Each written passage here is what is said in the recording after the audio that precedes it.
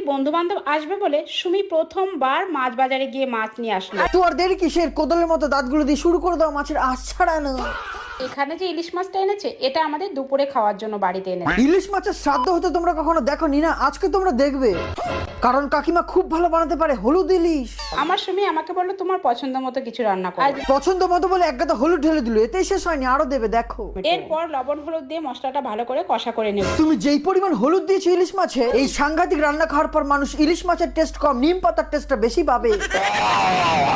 আর কাকিমা তুমি এদিকে রান্না করে বেড়াচ্ছ, আর ওইদিকে তোমার মেয়ে আর বাকি তার বন্ধু বান্ধব মিলে তোমাদের বাড়িটাকে হানিমুন সেন্টার বানিয়ে ছেড়েছে, সেটার দিকে কি খেয়াল আছে?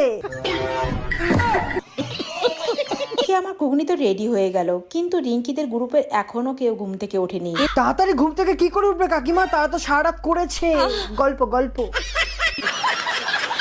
সব বন্ধু বান্ধবী এক জায়গা হয়ে সারা রাত ওরা ঘুমোয়নি, গল্প করে